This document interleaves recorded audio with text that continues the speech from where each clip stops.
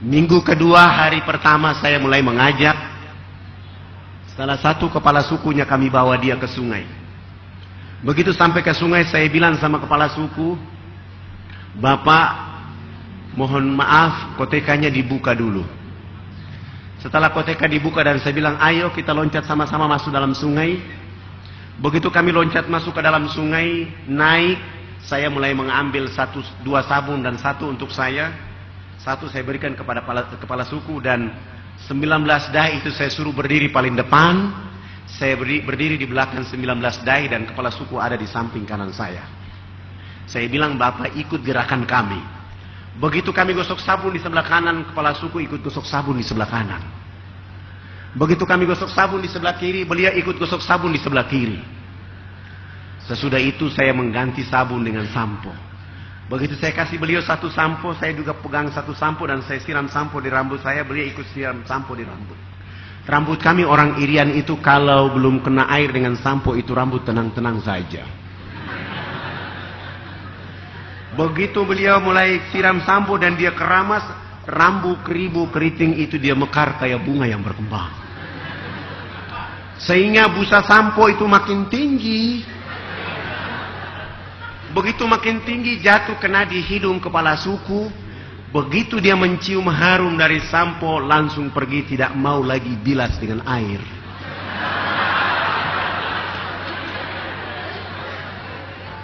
Begitu dia jalan, para dai mengatakan, Bapak kepala suku harus disiram dengan air. Beliau mengatakan, tidak anak, ini wangi. Rupanya selama hidupnya baru pertama mencium bau harum. 6 hari berturut-turut kepala suku ini mandi tidak pernah bilas dengan air. Di hari ke-6 setelah dia datang, kotekanya dia buka, masuk dalam sungai, naik, gosok sabun, gosok sampo, dia pakai koteka, dia jalan kayak kuntilanak yang berjalan. Kena matahari, akhirnya busa tadi kering di badan, busa sampo kering di rambutnya. Beliau langsung pergi ke kebun bekerja seperti biasa seorang petani. Jam 2 siang dia pulang ke rumah, Allah subhanahu wa ta'ala menurunkan rizki berupa hujan. Dia mau bersembunyi di bawah pohon, kena air hujan sehingga busa sampo dan sabun yang tadi kering itu muncul kembali. Beliau gosok-gosok sampai busa sampo itu hilang, busa sabun pun hilang. Allah mengganti dengan kesegaran jasmani. Kepala suku ini tiba di rumah tidur dari jam 3 sore sampai jam 9 pagi hari berikutnya. Pagi-pagi saya datang bersama tim dakwah, bertemu dengan beliau dan berdialog dengan beliau. Begitu kami baru dialog, beliau langsung mengatakan kepada kami bahwa, anak, mandi yang benar itu yang anak ajarkan. Karena Bapak kemarin dimandikan oleh Tuhan sehingga Bapak tidur menjadi enak. Selama ini Bapak belum pernah tidur enak seperti itu. Saya langsung mengatakan, bagaimana kalau pagi ini Bapak ikut kami mandi seperti biasa? Beliau langsung dengan semangat ikut kami ke sungai dan hari itu baru dia resmi mandi dan bilas. Setelah beliau bilas selesai, beliau naik tidur dari jam 9 pagi sampai jam 3 sore hari itu. Setelah bangun tidur jam 3 sore hari itu, di sana sudah ada kecerdasan dan pencerahan. Beliau langsung bangkit memberi pengumuman di 28 kampung adat beliau. Besok pagi yang berkumpul di lapangan dekat sungai itu sebanyak 3.712 orang. Laki, perempuan, besar kecil untuk mengikuti materi mandi menggunakan sabun yang kami bawa. Mulai pagi itu kami mulai karena orangnya terlalu banyak. Sabun yang kami bawa 7 karton tidak cukup. Terpaksa satu sabun dibagi 4. Untuk memulai pelajaran mandi yang kami ajarkan. Begitu kami ajar dari jam 8 pagi sampai masuk waktu duhur, saya langsung kasih pengumuman bahwa Bapak kepala suku, mama-mama dan masyarakat, agama kami Islam, maka kami mohon yang sudah mandi jangan pulang, yang belum mandi juga jangan pulang. Nanti kami selesai sholat duhur, kami akan melanjutkan pelajaran mandi. Dan sebelumnya kami sudah membuat panggung di pinggir sungai itu untuk kami sholat duhur. Akhirnya kami 20 orang selesai wudhu, kami naik di atas panggung. Sementara 3.712 orang itu mereka duduk di bawah panggung. Saya naik berdiri di depan jadi imam.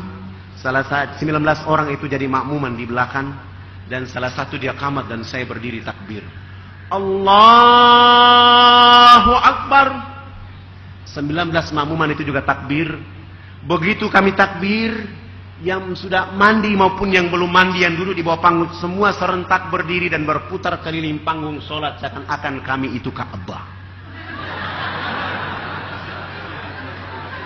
Mereka berputar dengan berlawanan arah jarum jam mengelilingi panggung sholat itu. Tujuan mereka adalah memperhatikan gerakan-gerakan sholat duhur yang kami lakukan. Begitu saya salam, Assalamualaikum warahmatullah. Assalamualaikum warahmatullah. Kepala sukunya langsung loncat naik di atas panggung dan langsung mengajukan beberapa pertanyaan. Anak, kenapa anak dengan teman-teman berdiri dan angkat tangan dan mulutnya bicara-bicara? Itu maksudnya apa?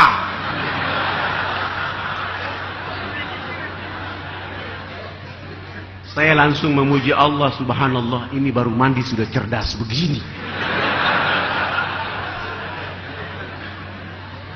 Dan saya langsung menjawab mereka bahwa saya berusaha menjawab mereka dengan bahasa yang bisa masuk ke dalam akal mereka.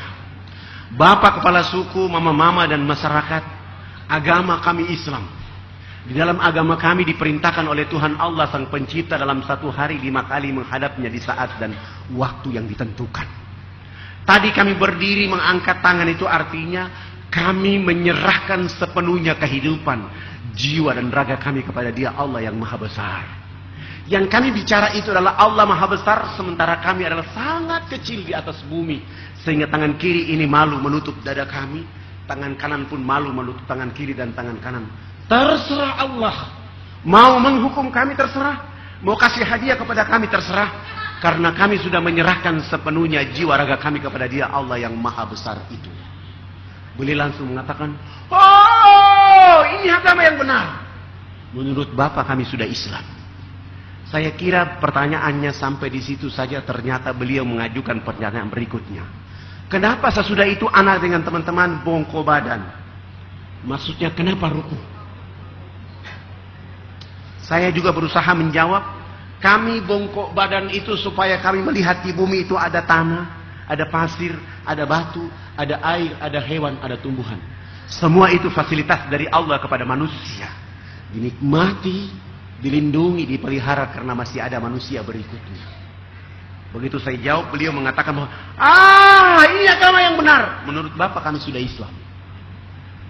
Saya juga kira sudah berhenti di situ, ternyata beliau terus memburu dengan pertanyaan berikutnya. Kenapa sesudah itu anak dengan teman-teman tunduk mencium papan? Maksudnya kenapa sujud? Saya jawab, kami tunduk mencium papan itu pertanda kami menangis kepada Tuhan Allah atas segala kejahatan, maksiat, dosa yang kami lakukan di bumi. Sehingga kami merendahkan kepala kami untuk memohon ampun kepada Dia Allah yang Maha Tinggi. Kenapa kami lakukan itu? Karena sebentar kami mati nanti, kulit, daging, darah dan tulang akan dilebur menjadi tanah.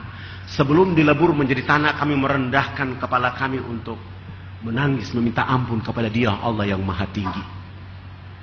Beliau terus mengajukan pertanyaan berikutnya. Kenapa sesudah itu anak dengan teman-teman lihat ke sebelah kanan mulutnya bicara-bicara, lihat ke sebelah kiri masih bicara-bicara?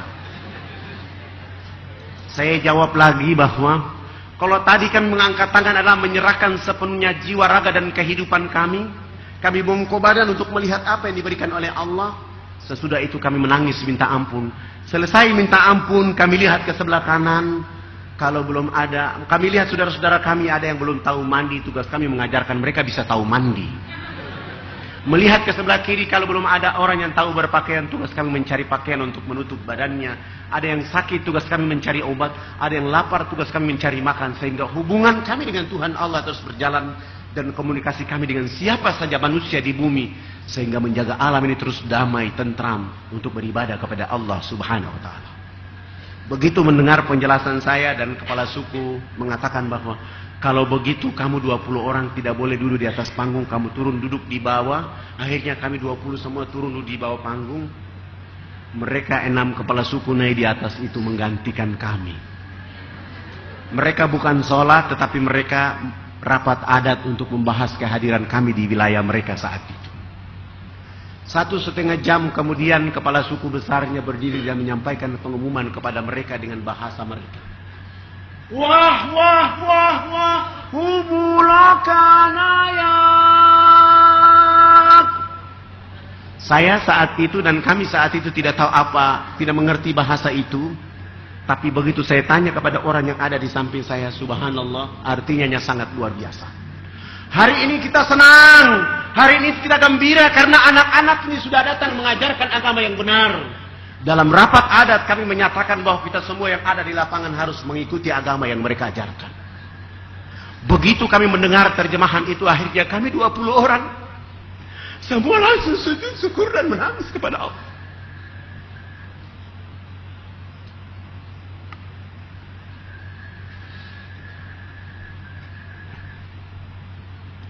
Kami berterima kasih kepada Allah Subhanahu wa taala karena itu kami mengangkat tangan dan mengatakan kepada Allah, ya Allah, ya Rabb, kami belum menyebut namamu ke dalam dada mereka, kami belum menyebut nama kekasih Muhammad sallallahu alaihi wasallam ke dalam hati mereka, kami baru hanya bawa sabun mandi, ya Allah, ya Rabb. Lalu kami berhadapan dengan 3.712 orang untuk membimbing mereka mengucapkan 2 kalimat syahadat. Tetapi kami semua pun tidak sanggup untuk mengucapkan 2 kalimat syahadat di saat itu. Karena mereka dalam keadaan telanjang, dalam keadaan miskin. Tapi wajah mereka begitu tulus untuk mengucapkan asyhadu an la ilaha illallah wa asyhadu anna Muhammad Rasulullah. Ya Allah, ya Rabb, kuatkan dakwah ini. Ajari kami dakwah ini agar kami terus bersama mereka. Sehingga telanjang itu berubah menjadi cahaya bagi kehidupan mereka. Ya Allah, ya Rabb. 1 minggu itu membuat kami tidak akan kuat. Karena kami tidak menyangka begitu mudahnya hidayah Allah menyertai saudara-saudara. Dan kami tidak memberikan mereka apa-apa kecuali membawa sabun mandi, pakaian terbatas itu untuk mereka.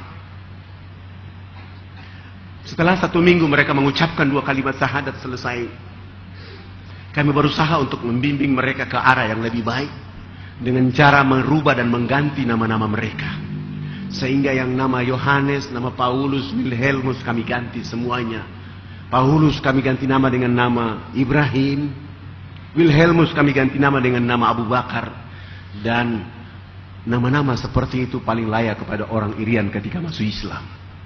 Sangat lucu kalau ada orang Irian masuk Islam, rambutnya keriting, badannya hitam keling, dipanggil Cecep.